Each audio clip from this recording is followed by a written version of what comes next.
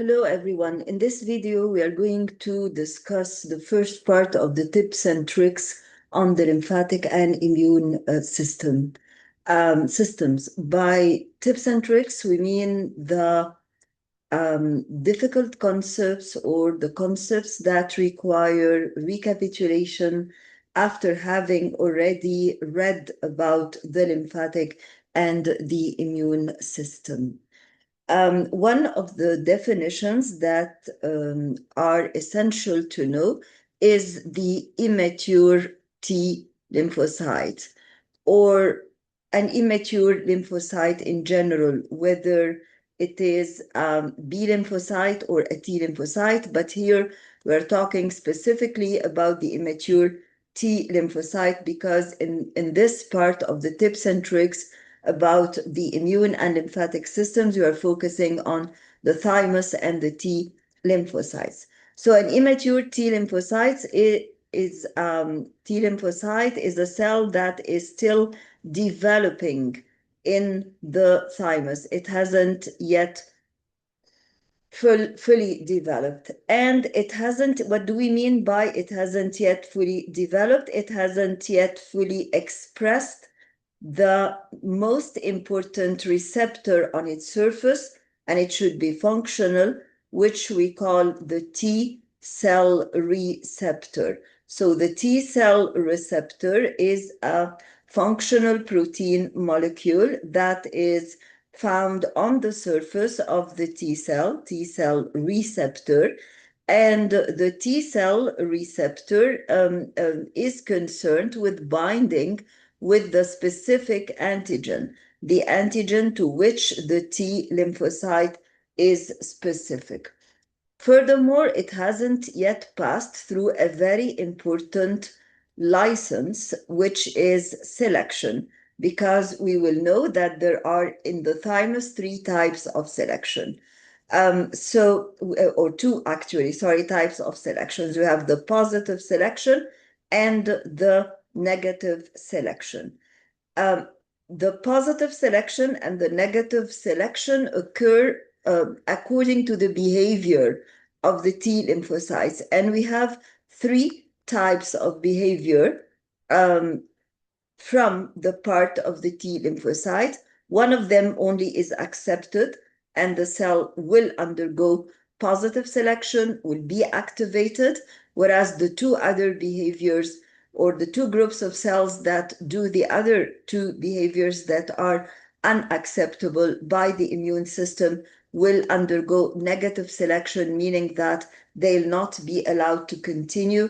They will be destroyed. They will undergo self-suicide or apoptosis, and we will be discussing this on the following slides. The process of maturation is antigen independent, meaning that when the cell is fully developed and leaves the thymus, so it is a mature T lymphocyte, but it hasn't yet encountered any antigen. So in order for the cell to undergo maturation, or what does undergo maturation mean? That it will have this functional T cell receptor. This is independent of the exposure to the antigen. When the lymphocyte, the T lymphocyte, leaves the bone marrow and passes through the blood. Why the bone marrow? Because it is formed in the bone marrow, and then it passes through the blood to reach the thymus, and it stays in the thymus for a certain period of time where it undergoes certain changes and develops this T cell receptor. And we will be talking about this in detail at the end of the slides, meaning that we know that the bone marrow is the site of formation of both B lymphocytes and T lymphocytes. But do they originate in the bone marrow as B lymphocytes and T lymphocytes? This is what we're going to see at the end of the presentation. So maturation is not antigen dependent. The development of T cell receptor is not antigen dependent. The mature T lymphocyte that has passed a certain period of maturity and learning inside the thymus will leave the blood, but it is still a naive T cell. So it is mature, but it is still naive, meaning that it hasn't yet encountered any antigen, whether the antigen to which it is specific or the antigen to which it's not specific. When a T cell that is mature and that has the T cell receptor recognizes a particular antigen, we mean by recognizes not only identifies the presence of a sporadic random antigen, but we mean that it recognizes the specific antigen that fits into the T cell receptor, fits shape-wise, morphologically, and charge-wise, positive with negative, and this is what we call the specific antigen. And so the T cell whose T cell receptor can recognize a particular antigen is considered an antigen-specific T cell. The antigen-specific T cell does not mean, or the specificity of the T lymphocyte does not mean that it has been exposed to an antigen. This means that it is capable of recognizing a specific antigen. And why is it capable now of recognizing a specific antigen? Because it has a fully formed T cell receptor with the final shape, with the final morphology, and the final charge. So by being mature, the T cell has already acquired the TCR, the T cell receptor, and has acquired specificity. But even if it hasn't yet been exposed to an antigen, whether inside the thymus or after having been released into the blood. So maturation occurs first, and then early after maturation, specificity is established even before activation, because activation will occur when this specific antigen is met and binds with the T cell receptor. So this is what we mean by an antigen-specific cell. So here, let's recapitulate. We've talked about a mature T lymphocyte that has a fully developed T cell receptor, and the mature T lymphocyte is necessarily an antigen-specific cell, because specificity, as we've just said, is acquired very soon after acquiring maturity, or we can say it in other words, that specificity is a direct consequence of maturity. Being mature implies that you are specific. And now, what about a primed cell or a sensitized T cell? A primed cell or a sensitized T cell is a cell that has passed through all what we have mentioned before. It is a cell that started by being an immature cell, and then by being a mature cell, and then by being automatically a specific cell, but that is still naive. When you say primed or sensitized T cell, you mean one simple more thing, that this cell is no more naive, that this cell has already met the specific antigen. And usually that specific antigen is presented by another cell, which we call the antigen presenting cell. And after having encountered the specific antigen that is presented by the antigen presenting cell, like the macrophage, for example, these antigen presenting cells will release chemicals that are called the activation signals. For example, if this is the T cell and this is the T cell receptor on the specific cell, and this is the macrophage, and this is the surface receptor of the macrophage and the antigen presented by the antigen presenting cell that is specific and that will fit into this active site on the T cell receptor. This means two things. This means that this T cell has been primed and will be activated. But in order for it to be activated, there will be cytokines or chemical substances secreted by the macrophage to activate the T cell. So the T cell will not be activated before receiving the activation signals, and the macrophage will not secrete these activation signals before having met the T lymphocyte. The committed cell is also an important definition in immunology. The committed cell is a cell that has passed through all this. It has been converted from an immature cell to a mature cell, and then into automatically afterward into a specific cell, and then into a primed or sensitized cell, and then into an activated cell, and the activation will result in differentiation. So when the mature T cell, automatically, as we said, when the cell becomes mature, it becomes specific. And when it becomes specific and meets the antigen, it becomes primed or sensitized, and then it becomes activated.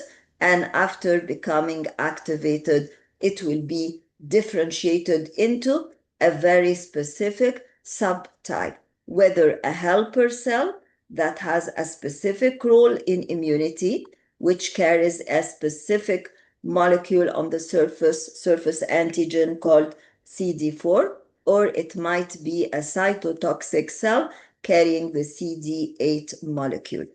And once it became differentiated and specialized into a particular function, we say that it is committed, because in such a case, it would be committed or restricted to a particular biochemical pathway that will result in a particular immunological response, because the immunological responses, just like any other function in the body, are nothing but biochemical pathway. And that's why you can see written on the slide that it becomes committed to a particular immune response pathway. So a mature cell is a cell that is already having the T cell receptor, and therefore it is a cell that is specific to a particular antigen, and it is capable of binding specifically to an antigen fragment. And MHC. So what is MHC? We have the MHC are surface molecules that are present on our body cells and on antigen presenting cells. On our body cells, they are called MHC1. And on the antigen presenting cells, they are called MHC2, and they carry fragments of antigens. And I'll pause for a while, I'm sorry.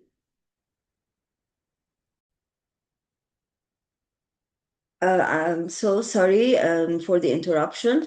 So as we have said before, a mature cell is a cell that has already the specific T cell receptor, and that T cell receptor has a particular shape, a particular domain, a particular active site, if you want. And therefore, just after being mature and having the T cell receptor, it becomes specific because it will become committed to a particular antigen.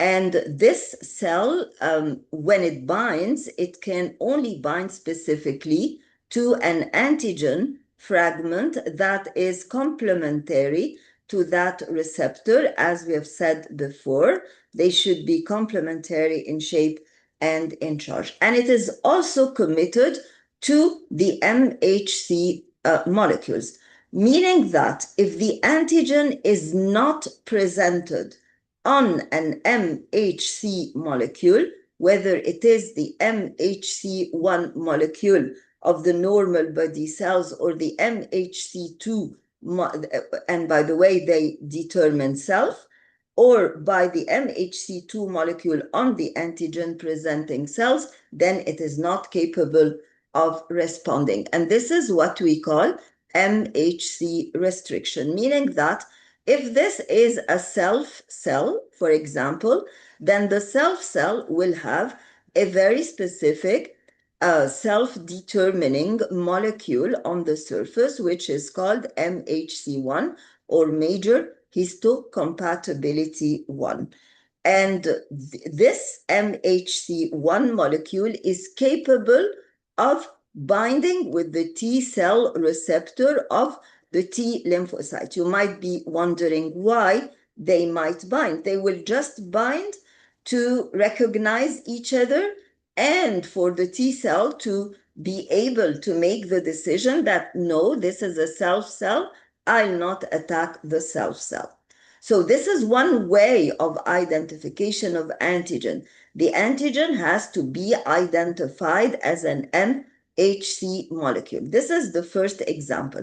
The other example of the MHC2 molecule is when we take an antigen presenting cell that is responsible for presenting the fragments of the virus or whatever pathogen to the T lymphocyte. So these molecules, these cells, like the antigen presenting cells, have the MHC2 molecules. They are molecules on the surface of the macrophage that allow it to present the antigen. So if the antigen is not presented on MHC2, then it will be completely ignored by the T cell. So this is what we call MHC restriction. If the matching is correct, meaning that the fragments of the virus or the bacterium fit into the T cell receptor, then there will be activation.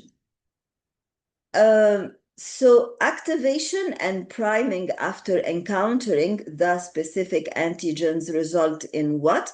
They just mean one thing. When the sensitized cell is activated by the macrophage, for example, after having encountered the specific antigen, it just means that the cell will start division and it will divide rapidly and produce a large clone of similar cells. A clone is a group of similar cells, so that upon subsequent or future exposure to this antigen fragment, the cell will be acting more effectively. More effectively here means two things.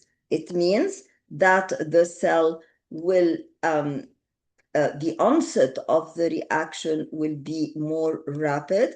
So we will have a rapid onset, and that there will be a large number of lymphocytes that will be acting on the antigen. So we have a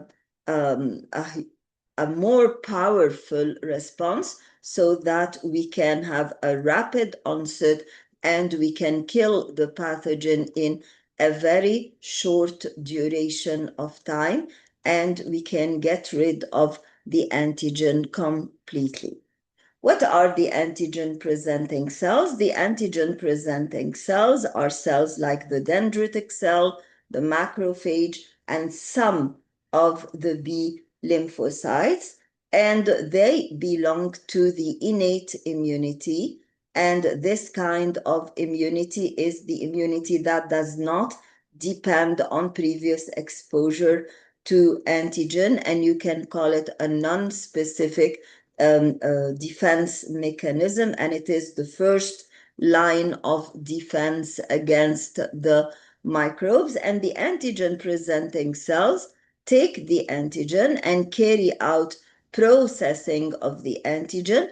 They divide it into small fragments, and then they present those fragments on certain receptors or surface molecules present on their surface. So this is the antigen, and this is the MHC2 molecule, where so for example, the macrophage first engulfs the bacterium, destroys the bacterium into fragments, and then takes one of these fragments or some of these fragments and presents them on the surface receptors.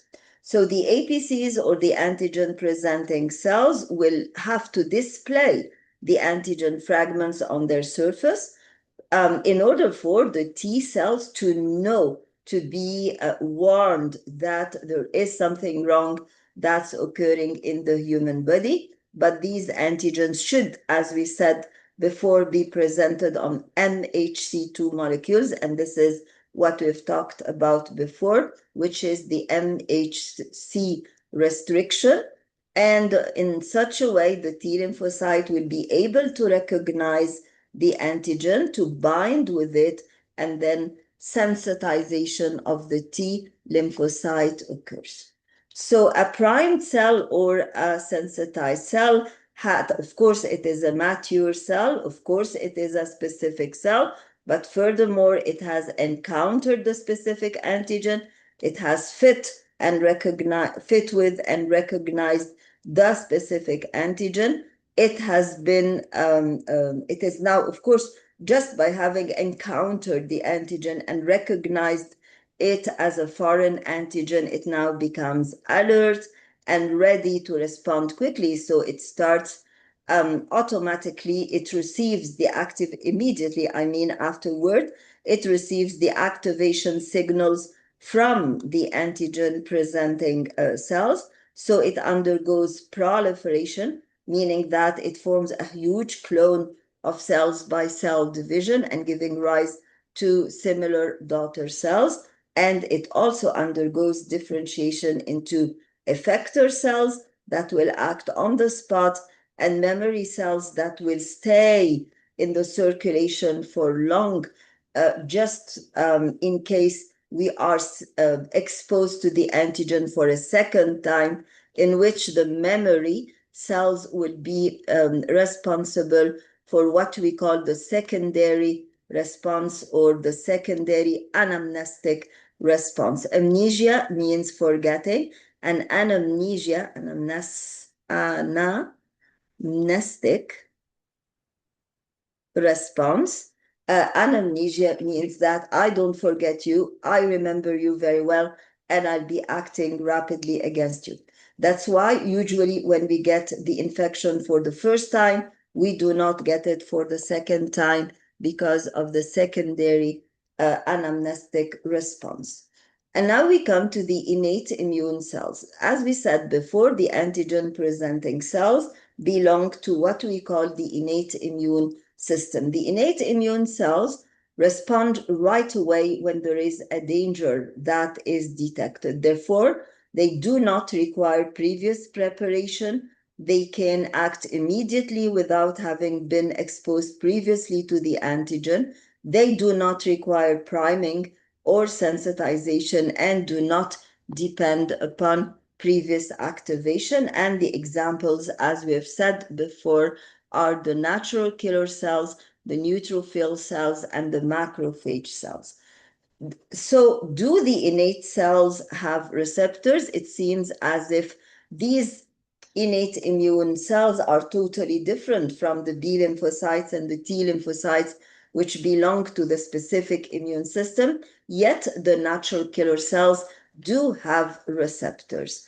And they have receptors to detect any antigen-coated cell, meaning that you might be asking yourself, if the natural killing cells do not require prior exposure to the antigen, then how do they recognize which cells or which molecules to act on? Usually they act on antigen-coated cells, because when you have an abnormal cells like a cancer cell, for example, or a stressed cell that needs apoptosis, these cells become coated or labeled with certain proteins by the immune system, and therefore the natural killer cells recognize these antigen-coated cells and act upon them. They do not have receptors. They do have receptors, but they do not have very specialized receptors like the ones that are present on the B lymphocyte and the T lymphocyte. What does this imply? This implies that a good thing that they act against a broader group or range of microorganisms, since their receptors are broader, are less specific, therefore they can deal with whatever cell that looks abnormal, like a stressed cell, like a cancer cell, or whatever molecule that looks weird. So they have a killing ability. Of course, they kill these cells that are coated by antigen, and they kill them by secreting chemicals or by engulfing them, but they should receive encouragement or chemical materials and molecules called cytokines from other immune cells to improve their killing performance. And the receptors are less specific, as we said, than those of the B lymphocytes and the T lymphocytes. This is a good thing because they act upon a broader range. But how can their receptors be so broad and so versatile, meaning that they can change themselves? This is a very important point, because when a cell, like the natural killer cell, has a receptor on its surface to bind with an antigen, that receptor is a protein, and therefore it is encoded by a gene, and there is a certain sequence of nitrogenous bases on that gene. So every time when the gene is transcribed and then translated into a peptide, it will form the same protein receptor. So what happens is that the genes of these cells in their nuclei have the ability to reshuffle, to arrange the codons and the triplet codes in them so that they can encode for another protein that might be suitable to fit with another antigen. And this is a very good example of versatility, immune versatility, and immune adaptability. On the other hand, or furthermore, the natural killer cells are smart enough not to kill the MHC1 molecules, because the MHC1 molecules are the molecules that tell you that this is self. Why can't they kill them?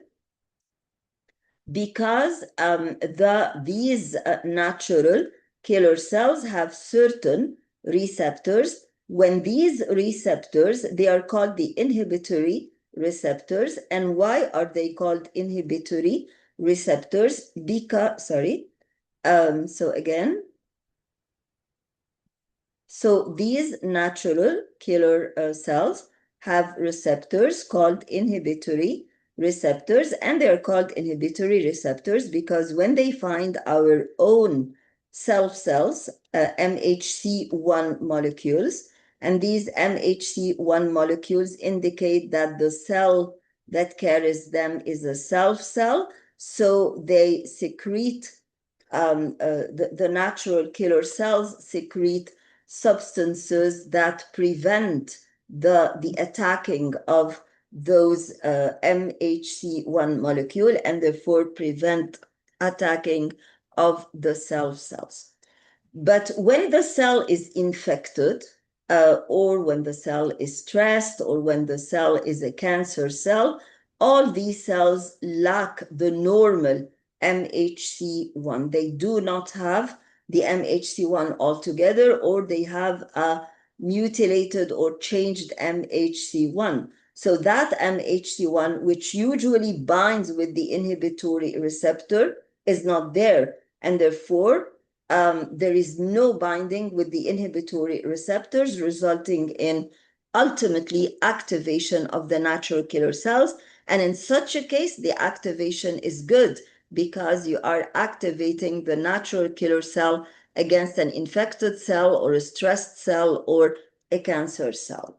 And now we move on to the thymus. The thymus is considered a primary lymphatic organ, although it does not produce lymphocytes from scratch, but because it receives the lymphocytes from the bone marrow, and the T lymphocytes undergo or pass a long period of their time in the thymus and undergo T cell maturation in the thymus. Usually, a primary lymphatic organ is an organ that produces lymphocytes, like the bone marrow. But the thymus does not produce lymphocytes from scratch, yet it is considered a primary lymphatic organ because the T cells cannot mature unless they pass a considerable part of their life inside the thymus. And of course, it is essential for adaptive immunity because when the T cells become mature and specific inside the thymus, then you are preparing for specific immunity, which is the immunity that depends on the antigen. It's not a general immunity against whatever antigen like the innate immunity. It is an adaptive immunity that adapts itself and changes the receptors according to the antigens received, and in which every T cell is specific to a particular antigen. And this has to start very early in life because your earliest years of life are the years when you are most susceptible to infection. So the T lymphocytes migrate from the bone marrow and go to the thymus via blood and undergo two processes, as we said before, maturation and differentiation into CD4 cells or the helper cells and CD8 cells or the cytotoxic cells. And as we said before, the thymus is not only the site of maturation and differentiation of the lymphocytes, but it is also the site of T selection, meaning that there are two processes, positive selection and negative selection. Positive selection means what? Means that if the T cell, there is a test that is done for the T cell, if the T cell recognizes our self cells and does not react against them and is tolerant towards them, then it will be positively selected, meaning that it will be encouraged to activate and divide. This means that this cell is self-tolerant or has immune self-tolerance. But if the cell strongly reacts against a self cell, a cell that has the MHC1 receptor, then this is a harmful cell. It's true that it is a functional cell, but it is a harmful cell because it might cause autoimmunity. Then it has to be eliminated and removed, and it undergoes apoptosis, and it is not selected for maturation. So another function of the thymus is that it also secretes thymosin hormone, and that hormone is secreted by the thymus to support the maturation and development. So this is one type of environmental effect, and this explains, for example, why the T lymphocytes that have left the bone marrow via blood and has reached the thymus in front of the neck undergo maturation and selection. It's partly because of the local environment inside the thymus, and one of the environmental factors is the presence of the thymosin hormone that is present in the thymus but not in the bone marrow.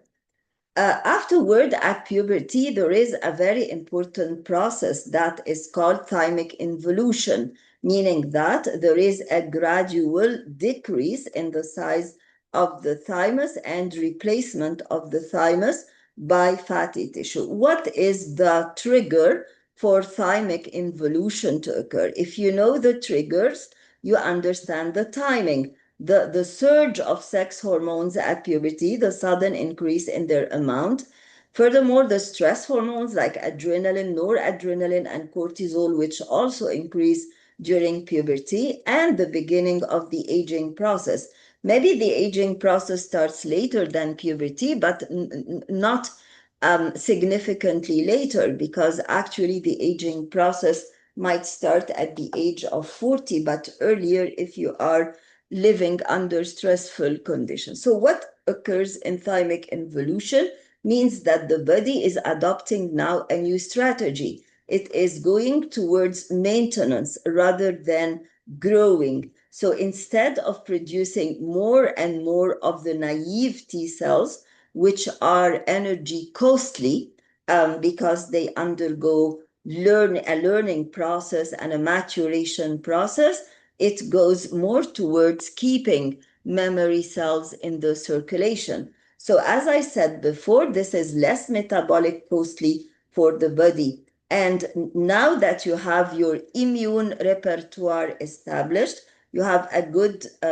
portion of naive T cells that is produced at a low grade from the bone marrow, but meanwhile, you have a lot of memory cells. That is enough to keep your immune system working. However, gradually, as this process continues, at the beginning, it's good because it is less metabolically costly.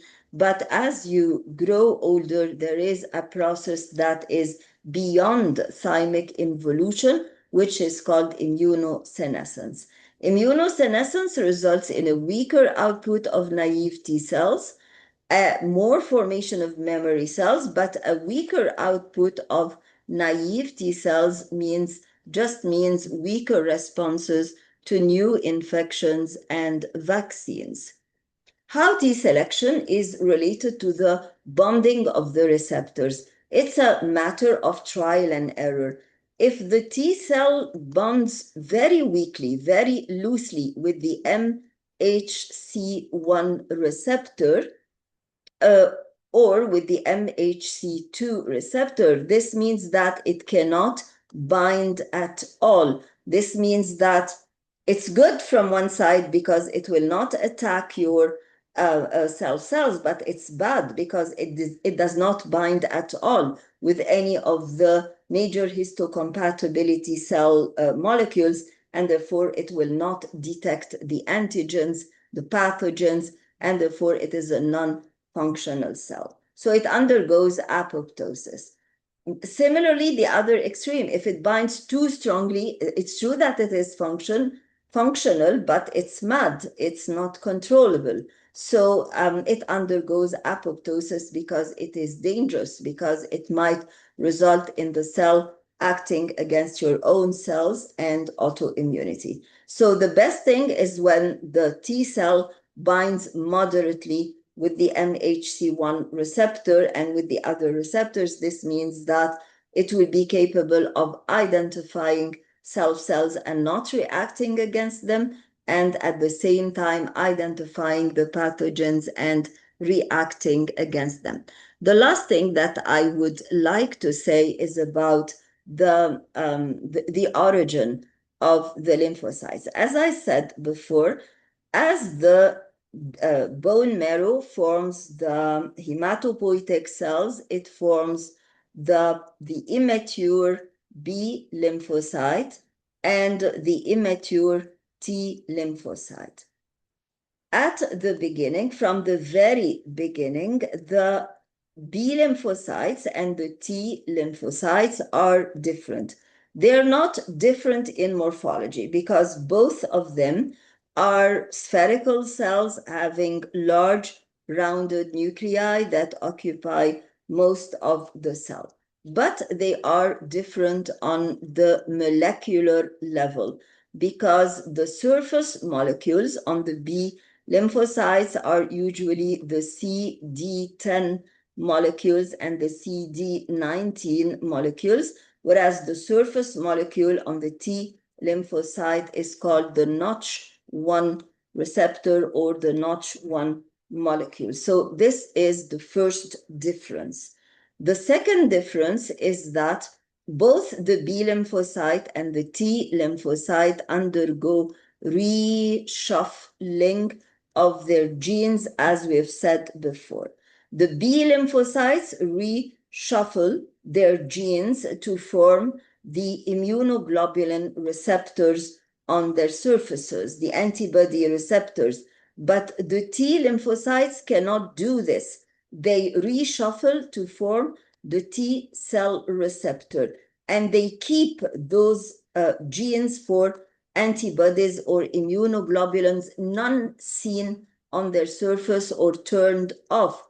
And therefore, the bone marrow tells them that you have no more home here. This is home only for those cells that can show the immunoglobulin receptors on their surface, the antibody receptors on their surface, which are the B lymphocyte. And therefore, they decide to leave the bone marrow and to migrate to the thymus. In the thymus, they will find all the environmental conditions that are important for them to be converted into mature T cells. And we've seen one example, which is thymosin. By having said this, I would have ended the first part of this important tips and tricks presentation about the immune and the lymphatic system. And I hope that the second part would be released very soon.